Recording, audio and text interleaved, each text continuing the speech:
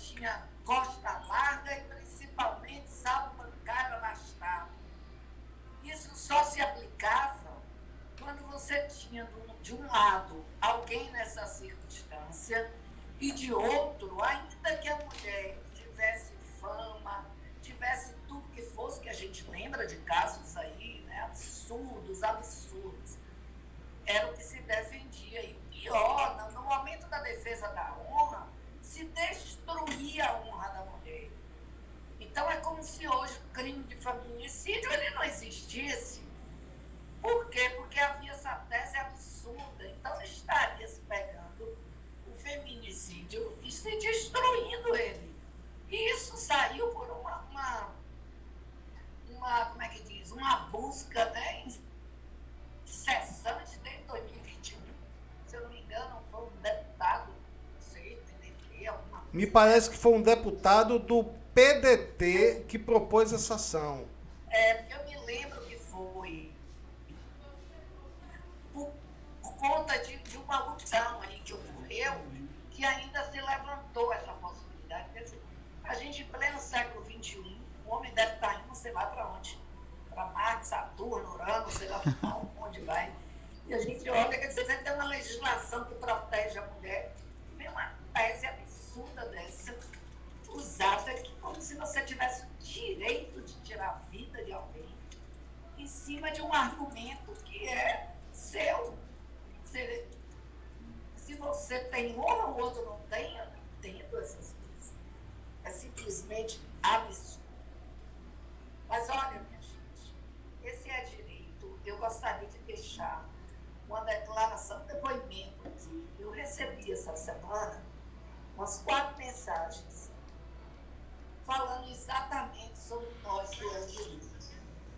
Os colegas, né, as pessoas sempre voltadas para essa busca pelo aprendizado, por uma discussão, né, saudável como a nossa, principalmente em cima de todos os assuntos que a gente busca, está trazendo esclarecimento, que não deixa de ser um esclarecimento para nós também, que aquele que ensina é quem mais aprende, a gente sabe disso. E assim, eu cada vez estou ficando mais feliz com a reciprocidade, e por isso eu quero que todos que estejam nos ouvindo agora, mais tarde, não esqueçam de se inscrever na nossa página e de tocar o sininho, para que a proporção que foi entrando, os nossos conteúdos, as pessoas irem também tendo a conscientização de que a gente está aqui no esforço, não que seja somente um esforço hercúleo, não é isso, mas é uma busca incessante da nossa parte, porque nós 3 somos advogados ativos, né? Estamos aí numa luta diária, mas não abrimos mão, sob circunstância nenhuma, de estarmos juntos e sempre junto com todos. E esse tema que envolve a mulher hoje é uma coisa assim, foi um dos temas que eu acho que eu mais gostei aqui, foi esse. Vocês estão com saudade de mim aí? Com certeza.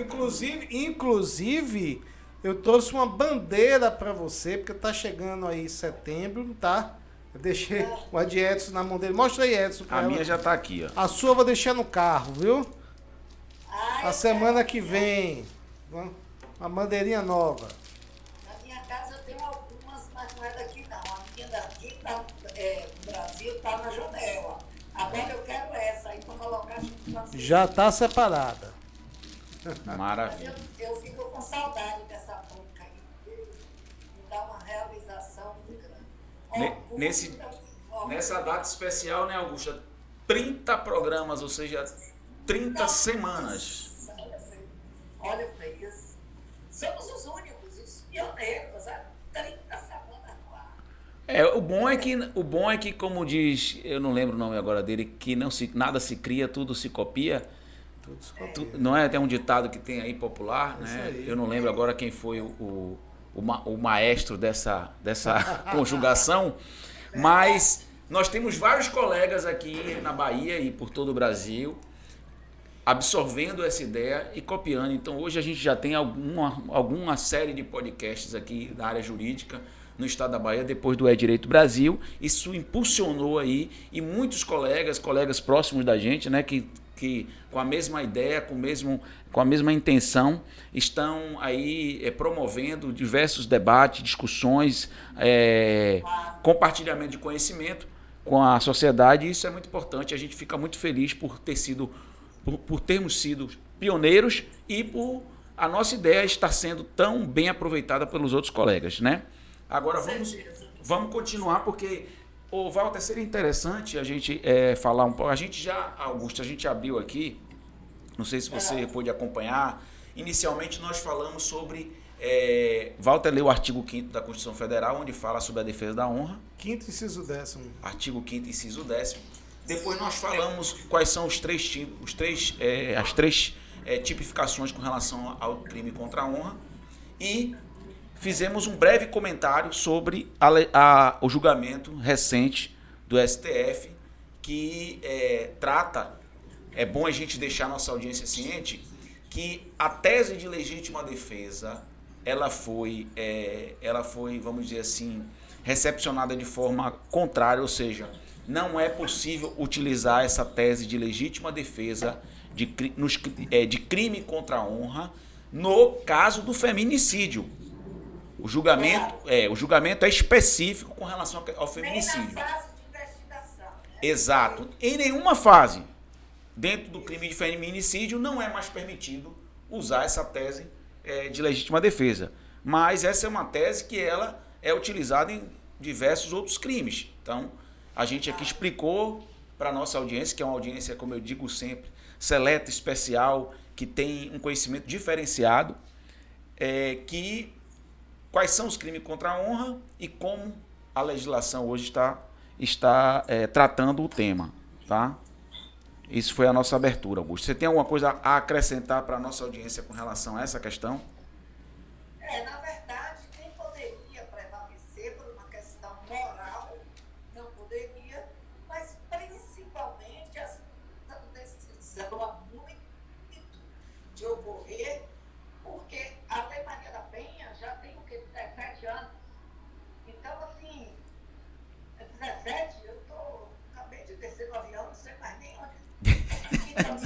Mais ou menos, não precisa ser exato, não. Seria uma incoerência, 17 anos, né? Seria uma incoerência muito grande, você em plena era da busca mundial pela defesa da mulher, nem se aceitar que a possibilidade que fosse ela, através, né, de defesa que nós verificamos, digamos assim, memoriais, né, defesa do júri. Nós sabemos que o júri são defesas assim que eu acho muito bonito, acho mesmo.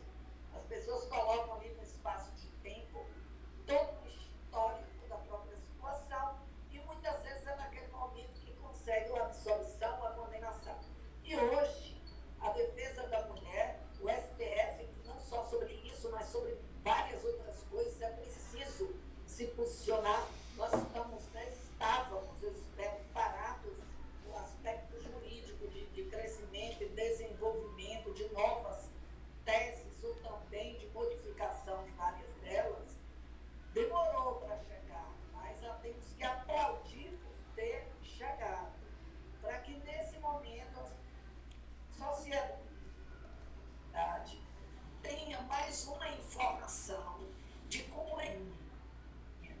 é só o sexo feminino tem a capacidade de ser mãe, e a maternidade é que constrói uma sociedade. Então isso tudo vem da mulher.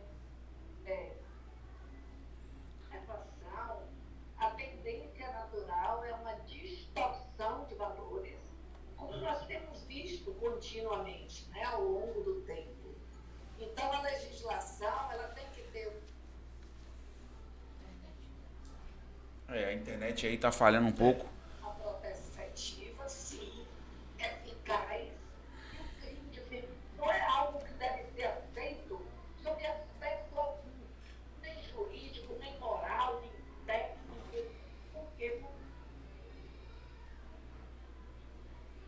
Oi, Augusta. É uma violência e como mulher me sinto extremamente gratificada, não somente porque eu sou atuante no mundo do direito, mas principalmente por ter consciência de que a sociedade cada vez mais está assimilando que nós temos um grande valor, até para ela existir depende de nós.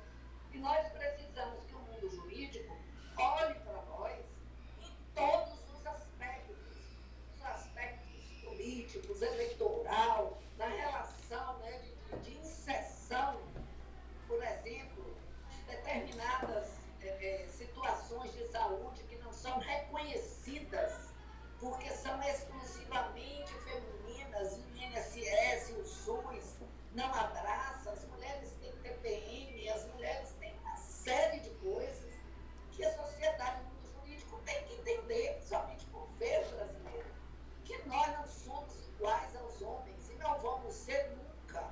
Por quê? Porque biologicamente somos pessoas diferentes e temos direitos que devem ser reconhecidos por sermos mulheres. E não direitos porque você é negro, nem direito porque você tem outro tipo de qualificação que me difere. Eu acho que todo mundo é igual, que não é igual é homem e mulher. E o direito está muito atrasado ainda em relação a essa defesa da mulher.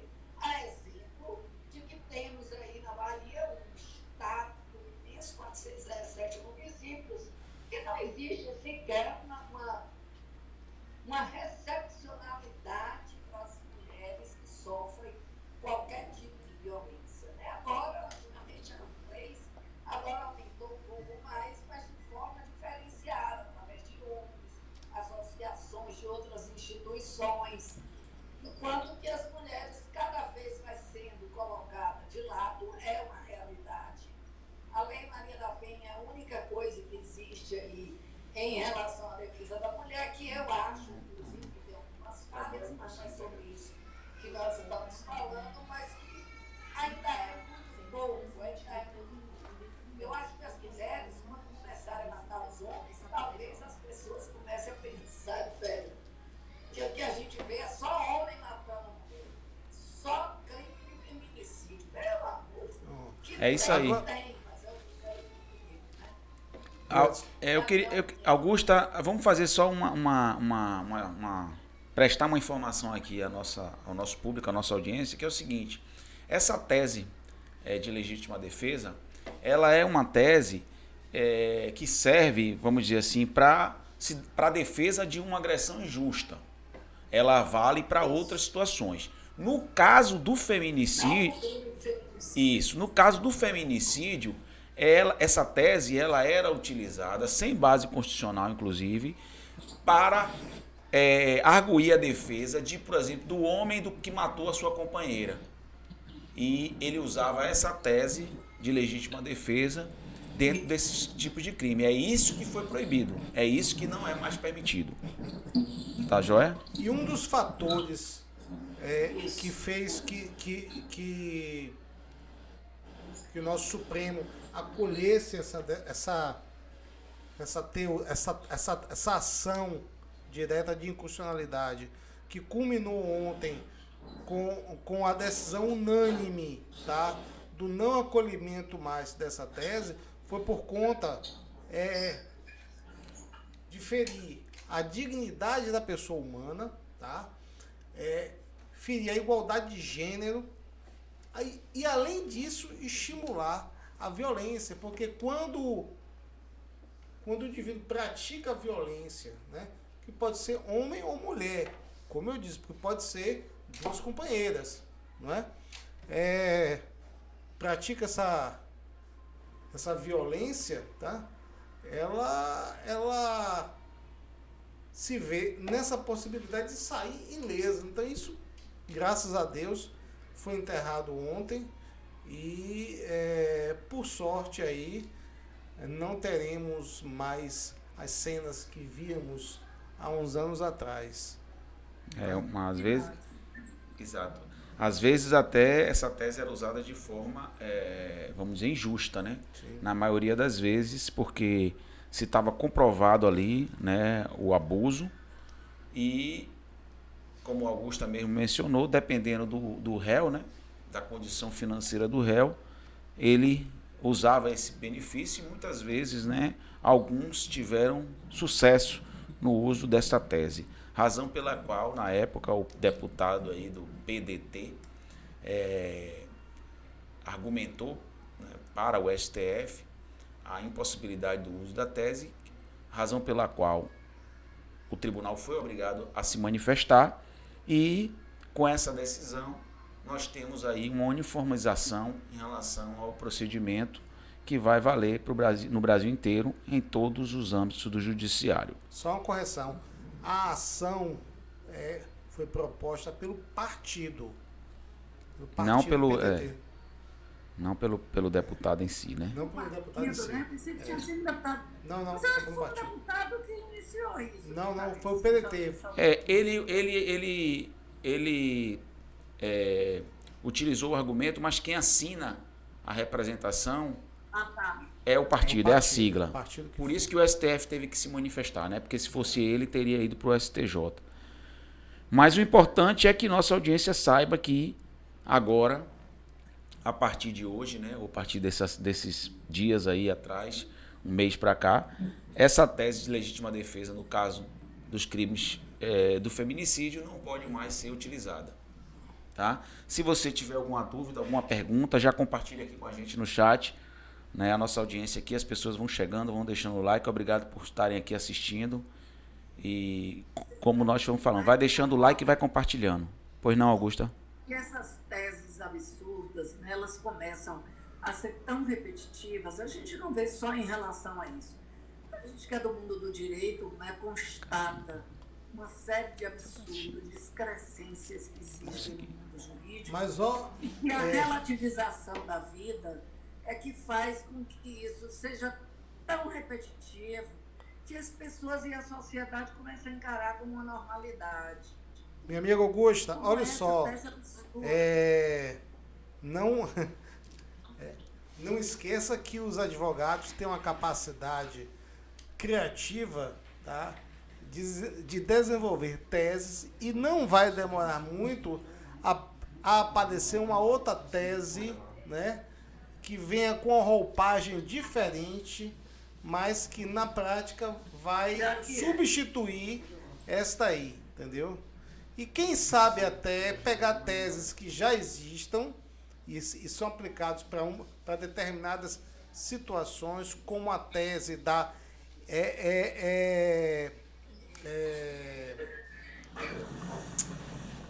poxa, me deu branco aqui. Impossibilidade de conduta diversa, esqueci o nome. Possibilidade de conduta. Eu saí rapidamente aqui, porque eu estou notando, Walter, aqui que nós estamos com, não sei se é o YouTube, nós estamos tendo aqui um timeline aqui. Estamos perdendo aqui, não sei como a Augusta está aí, mas é por causa da internet também, a gente tem um sinal um pouco diferenciado, porque a Augusta está online. E Karine está gravando ali, caso a gente... Mas quero aqui saudar... Inegibilidade de conduta diversa. Sim. Que pode ser adequada para essa situação. Quem sabe? Se as pessoas estiverem tendo dificuldade, mas aqui, doutor Cláudio Vilas Boas, passando por aqui, deixando um oi. Não, mas ele é sempre assim, ele sempre tem um timeline no YouTube. Nunca acompanha o nosso ao vivo. Ele sempre tem um timeline. Sempre. De qualquer forma, nós estamos gravando, né? Nossa Karine aqui, nossa equipe técnica aqui está gravando. Caso tenha algum problema, depois nós vamos compartilhar o programa na íntegra. E assim, o que mais me assusta, né? Como os valores sociais, eles mudaram tanto que se relativiza a vida de uma forma assim inimaginável, né? Inimaginável. Olha, eu vou ter que sair porque... Sem problema.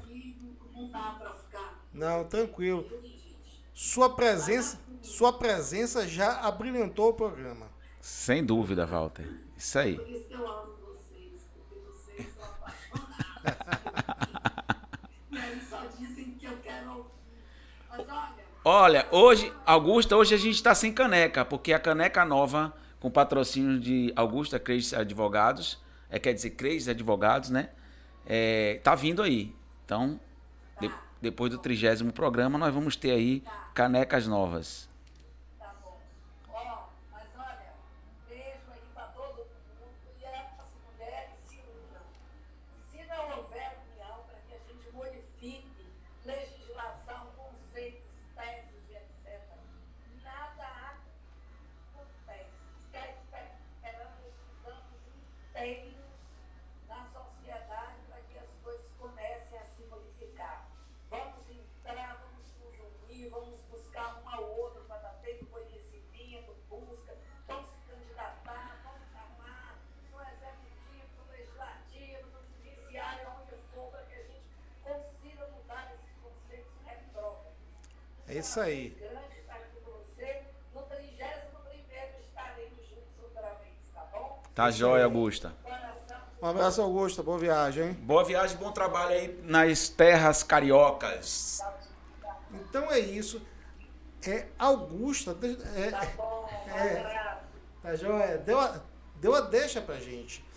Não basta só o Supremo, tá? Decidir por unanimidade que essa tese ela é inconstitucional. Caberia aí também aos nossos parlamentares que a casa que se faz toda a legislação é quem representa o povo, é quem tem legitimidade para fazer leis e aí, quem sabe, propor uma lei nesse sentido de vedar qualquer tipo de tese que possa possibilitar um réu, um assassino, tá, a se eximir de sua responsabilidade criminal. Por que não?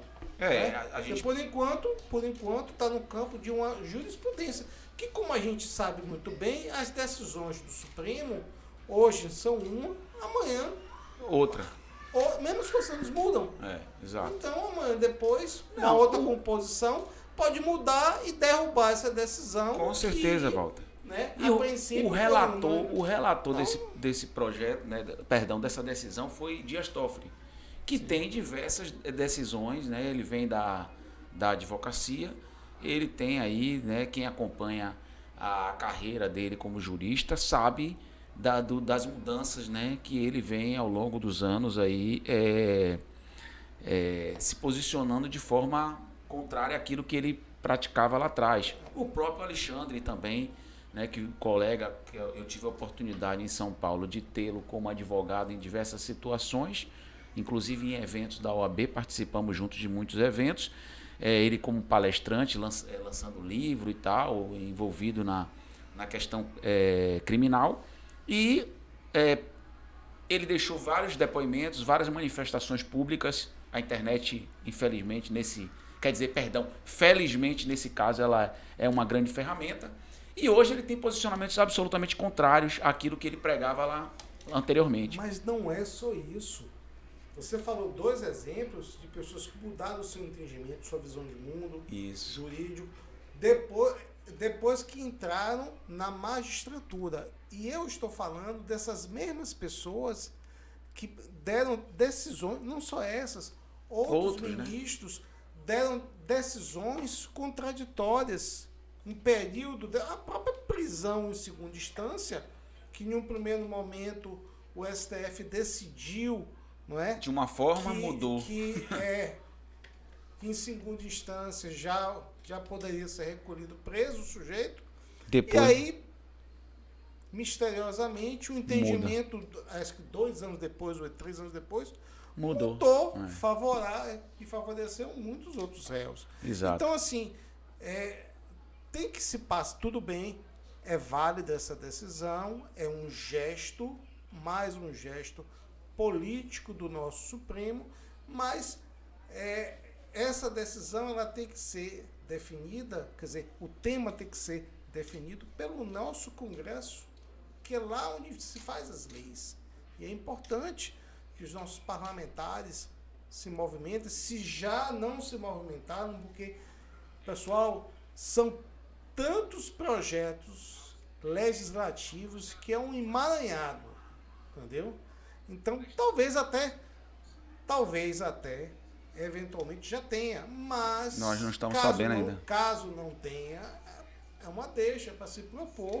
Exatamente, né? exatamente. E aproveitar, não só isso, precisa ser regulado outras situações no âmbito penal, que por enquanto quem está fazendo isso é o Poder Judiciário.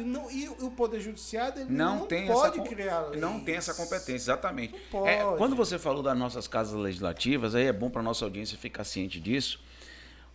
Quando a gente fala em política, o que é política? Tem gente que diz assim, eu não gosto de política. Aí eu gosto de dar o seguinte exemplo. O bebê, quando ele chora para a mãe, pedindo leite, ele está fazendo política? Com certeza. Pronto. Então, ele está defendendo o seu. Lógico, ele quer mamar, ele quer comida. Então ele chora, esperneia, grita, ele faz uma política com a mãe e a mãe dá o peito, dá o leite, não é isso? Então, nós somos seres essencialmente políticos, nós fazemos política o tempo todo. Ocorre que existe a política, que eu acabei de mencionar, como seres políticos, e existe a política enquanto sistema de representação dos interesses de uma nação. Então, os parlamentares representam os interesses da nação. O que é nação? Nação é povo. A definição de nação é povo, é população, é gente. Então, a política institucional, a política enquanto exercício de representação política, ela representa os interesses do povo. Quem são as pessoas dentro da nossa instituição, dentro da nossa sociedade? Porque vamos lembrar que o Estado é uma criação fictícia. Ela não existe em si. É uma criação que nós damos para o Estado, né? Porque é uma instituição fictícia que nós damos, porque você não consegue pegar o Estado, não consegue pegar, né? Não consegue em termos de Estado enquanto instituição social. Então, os parlamentares são aqueles que estão autorizados a fazer a política. Que política? A representação da nação, dos interesses da nação. As outras instituições não estão autorizadas a fazer política. E não são eleitos. Olha só, o poder legislativo é vamos dizer assim, o órgão mais representativo que existe, porque são eleitos pela população. Pelo o executivo povo. também, mas o legislativo ele tem ali em sua representação diversos matizes sociais, econômicos, culturais, exato, regionais. Isso. Entendeu? Então, assim, ali você tem a representação do Brasil. Do país, da nação, do povo. E o parlamentar, ele exerce o poder em nome do povo. O poder não é dele, o poder é do povo. O executivo, ele não pode fazer política. Ele não deveria, porque ele é um executor da política. Ele executa aquelas leis para providenciar as políticas públicas, para ofertar políticas públicas à sociedade. E o judiciário... Vamos dar uma colher de chá, eles foram eleitos, recebendo votos. Tudo bem. Mas o judiciário... E o judiciário não poderia, não teve voto, não foi eleito para isso. Então, o que a gente vê às vezes é os valores, como hoje se fala tanto na balança invertida, na troca de valores, pirâmide para cima, pirâmide para baixo. Então, assim, a coisa se perdeu. Aí vira um pentagrama. Exatamente. A intenção é justamente essa. Foi essa a definição. Então, a coisa se perdeu. Os valores foram alterados. Hoje, nós não sabemos, dentro da instituição Estado, né, como é que as instituições estão sendo valoradas, porque uma está usurpando o direito da outra, e isso só se dá numa sociedade que é injusta por falta de capacidade cognitiva desse povo. Ou seja, nós temos um povo neófito, ignorante. Pessoal, não me leve a mal. Essas duas palavras, É porque não existe mais o pai dos burros, o Aurélio. Mas se você procurar um Aurélio, ou então consulta o oráculo, como diz minha amiga Augusta, o Google, a gente chama o Google de oráculo. Você vai no Google e consulta o que é o termo, o que significa o termo neófito e o que significa o termo ignorante. Eu digo sempre, eu sou ignorante nisso. Tem colegas que chegam assim, pô, não fala isso não, Edson, porque é pejorativo. Não, mas eu sou ignorante mesmo, porque eu estou usando um termo dizendo eu desconheço essa matéria, eu sou ignorante nessa matéria. E o povo brasileiro, a nação brasileira hoje, é uma nação de ignorantes. A realidade é essa. É chato, é cruel, é desumano, às vezes, dizer isso, mas é verdade. Nós temos aí, talvez, eu vou ser um pouco benéfico no meu comentário. 10% da população, ela tem capacidade cognitiva, ela tem acesso à informação, ela consegue discernir dentro dos valores, eu estou falando em termos de valores, conhecimento científico. Não é aquilo que você aprendeu assistindo no YouTube, ou você aprendeu assistindo a minissérie, ou você viu na internet no TikTok. Você não viu no TikTok. Então, quando a gente fala disso, é quando, como diziam os nossos antepassados, quando você vai assentar os bancos da ciência, quer dizer, você vai perder tempo estudando, se dedicando, conhecendo, aprimorando sua capacidade para